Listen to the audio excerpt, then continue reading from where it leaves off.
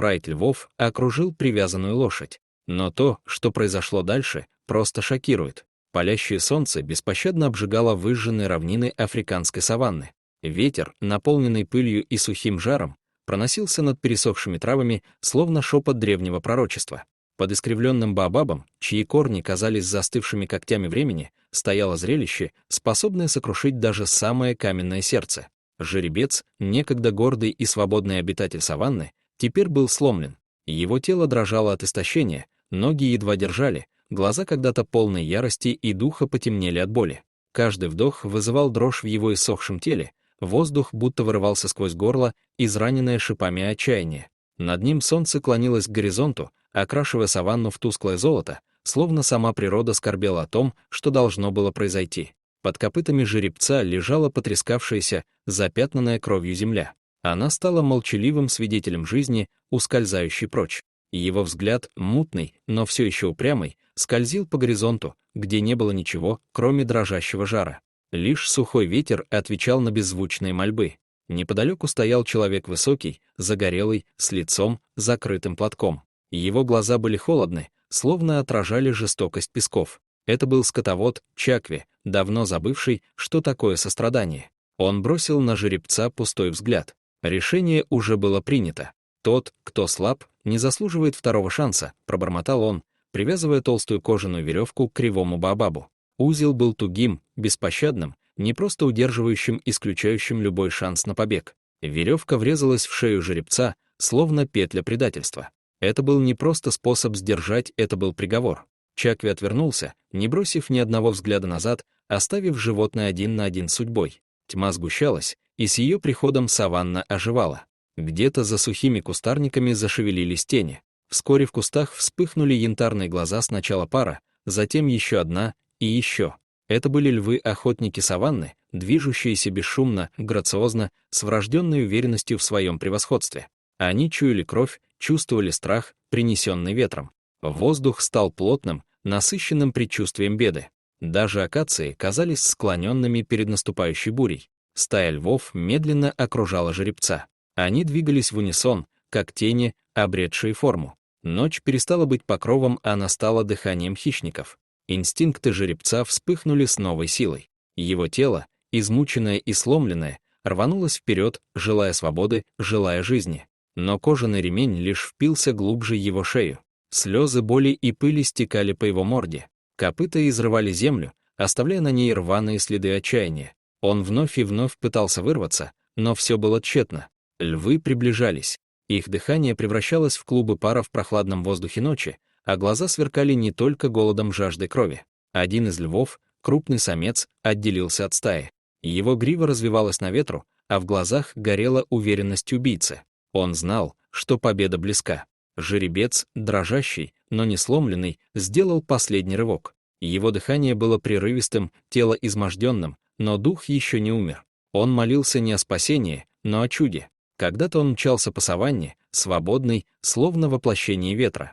Его грива сияла на фоне закатного неба, копыта касались земли так легко, что казалось, он парит. Люди смотрели на него и шептали: «Это дух саванны». Но даже духи могут быть повержены. Его падение началось с легкой хромоты, почти незаметной. Затем боль, усиливающаяся с каждым днем. Чакви пытался лечить его мази, примочки, знахари. Но терпение испарилось, как влага под солнцем. Однажды, увидев, как жеребец вновь упал, Чакви решил: нет пользы от сломанного зверя. Пусть станет пищей для львов. В тот же день была затянута петля. Баобаб стал его тюрьмой. Но за горизонтом еще теплилась надежда. И она пришла. Сначала едва различимый звук. Стук копыт. Затем фигура, прорезающая ночь. Женщина. Ее звали Калима. Она была ветеринаром, путешественницей, дочерью племени, которая верила, что каждый зверь достоин второго шанса. Ее глаза горели решимостью, ее сердце знало, а она не могла позволить ему умереть. Львы напряглись, почувствовав ее приближение. Калима, не колеблясь, направила своего верного коня прямо к центру круга. «Назад!» — закричала она, ее голос разнесся по равнине. Львы зарычали, но не отступили. Они были слишком голодны. Калима не дрогнула. Она спрыгнула с коня, бросилась к жеребцу. Ее руки судорожно работали с узлом, но ремень был тугим. Львы все ближе. Один из них пригнулся, готовясь к прыжку. В этот момент Калима достала нож. Она знала, нет времени. Ни для сомнений, ни для ошибок. Холодное лезвие резало кожу ее ладони, когда она силой вонзила его в ремень. Львы зарычали.